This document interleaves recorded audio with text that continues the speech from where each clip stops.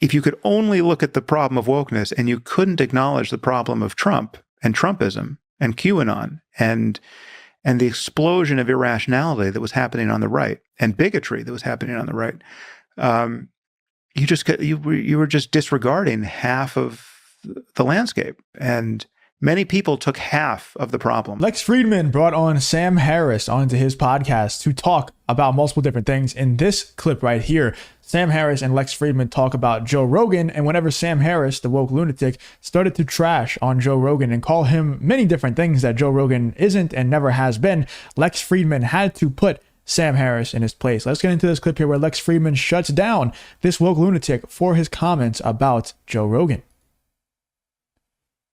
Well, because you brought up Joe, he's somebody like you I look up to. I've learned a lot from him because I think who he is privately as a human being, also he's kind of the voice of curiosity to me. He inspired me that, so unending, open-minded curiosity, much like you are the voice of reason. They recently had a podcast, Joe had recently had a podcast with Jordan Peterson, and he brought you up saying they still have a hope for you. Mm-hmm. Yeah. Any chance saw that clip, yeah. Any chance you talk to Joe again and reinvigorate your friendship? Yeah, well, I reached out to him privately when I saw that clip. Did you use the power of love? Joe knows I love him and consider him a friend, right? So there's no issue there. He also knows I'll be happy to do his podcast when we get that together, so there's I've got no policy of not talking to Joe or not doing his podcast.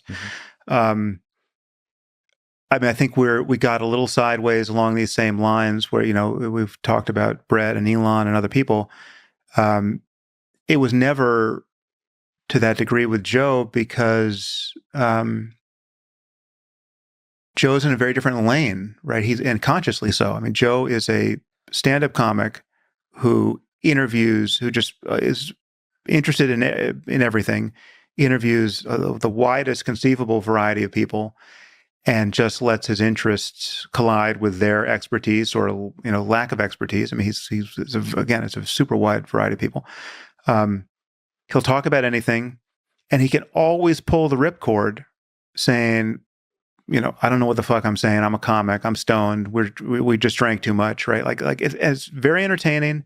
It's all in, to my eye, it's all in good faith. I think Joe is an extraordinarily ethical, good person. Also doesn't use Twitter. Doesn't really use Twitter. Yeah. No, but the crucial difference, though, is that because he is an entertainer first. I mean, I'm not saying he's not smart and he doesn't understand things. What's potentially confusing is he's very smart and he's also very informed. His full-time job is. You see how there's obviously a but coming? Like, these people want to have common sense takes, but they know that their audience and the people that pay their bills will not allow it. Like, if Sam Harris goes too common sense and he just says, yeah, Joe Rogan was actually right about everything that he was crucified for, Joe Rogan he ended up being right about all of it. He would get crucified himself by his audience and the people that pay his bills. So you can't say that. And I think Lex Fridman's going to try and push him in that direction right here. Let's see what happens. When he's not doing stand-up, we're doing color commentary for the UFC. His full-time job is talking to lots of very smart people at great length. So he's created the Joe Rogan University for himself, and he's gotten a lot of information crammed into his head. So it's not that he's uninformed, but he can always, when he feels that he's uninformed, or when it turns out he was wrong about something, he can always pull the ripcord and say, I'm just a comic. We were stoned. It was fun. Don't take medical advice from me. I don't play a doctor on the internet, right? I can't quite do that, right? You can't quite do that. We're in different lanes. I'm not saying you. If you enjoy content like this, then make sure to leave a like and subscribe to the channel. It really does help me out a ton. Let's get back to the video. You and I are in exactly the same lane, but for much of Joe's audience, I'm just this establishment shill who's just banging on about, the universities and medical journals, and it's not true, but that would be the perception. And as a counterpoint to a lot of what's being said on Joe's podcast or on certainly Brett's podcast on these topics, I can see how they would form that opinion. But in reality, if you listen to me long enough, you hear that I've said as much against the woke nonsense as anyone, even any lunatic on the right who can only keep that bright shining object in view, right? So there's nothing that Candace Owens has said about wokeness that I haven't said about wokeness, insofar as she's speaking rationally about wokeness. Yes, there is, though. There is things that Candace Owens, there's things that Joe Rogan, there's things that even Lex Fridman. I'm not even that big of a fan of Lex Fridman at all. But there's things that all these people have said about wokeness that Sam Harris has never said. He won't go as far as to say the establishment is doing evil things. I don't want to go too far and say exactly what I'm talking about, but Sam Harris will not admit that the scientific community, the medical community, these things, they're kind of evil with what they do, and that's something that Joe Rogan has been saying. That's something that Candace Owens has been saying. It's something that all these people have been saying, but Sam Harris will not admit it because his audience will not let him. He will get shunned, not just from the woke cult, not just from his audience, but from those fields if you were to say stuff like that. And do you see how he's trying to throw this little shade at Joe Rogan and people that go on his show by saying, we get held to a higher standard. Me and Lex Fridman, we get held to a higher standard because we're not just some stoners with a podcast. We have, we actually look at the universities and what they say in the medical journals, what they say. You see how he's like throwing shade at Joe Rogan like that by saying, I am smarter than you. I'm better than you in every way because I use the establishment's information. It's all BS, man. It's all so bad faith. I'm just so tired of this stuff.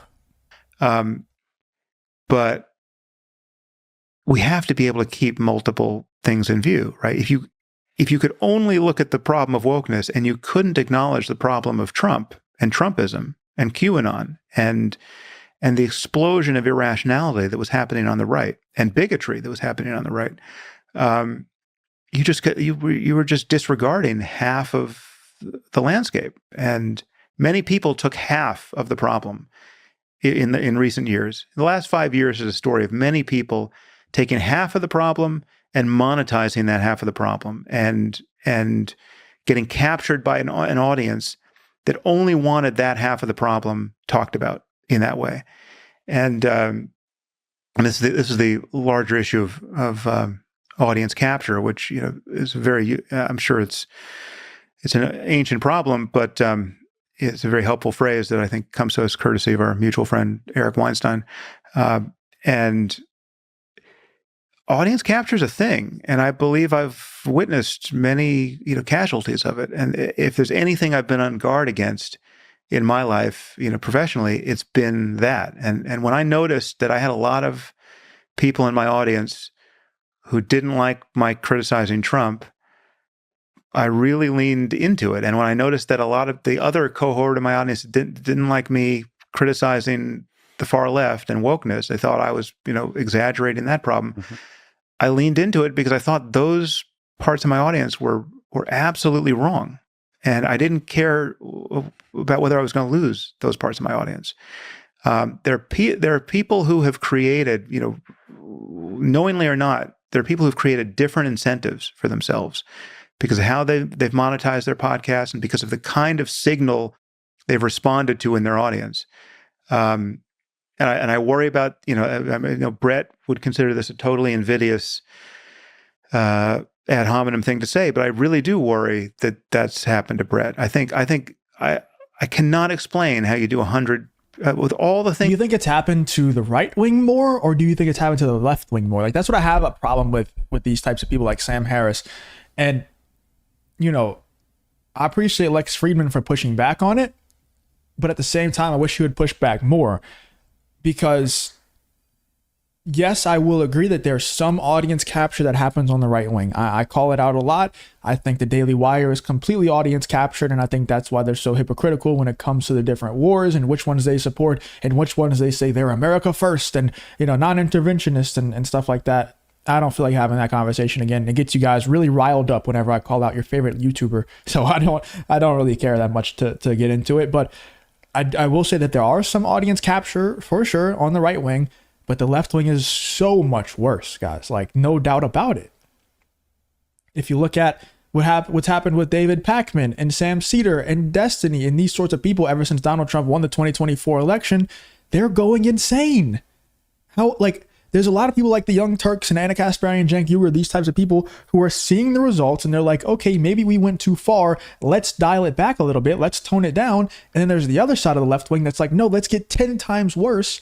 And that's what Destiny and David Pakman and Sam Cedar and The View and CNN and all these other places are doing. So audience capture on the right, yes, it's real. Audience capture on the left is literally so dangerous that it's caused assassination attempts against Donald Trump, multiple of them, and the United Healthcare CEO, that whole situation, wild stuff. Anyway, let me know in the comments you guys think about Lex Fridman pushing back on Sam Harris's just wild takes on Joe Rogan and other people in quote unquote right-wing media, if you would even call Joe Rogan that. Let me know in the comments you guys think about Sam Harris versus Joe Rogan situation.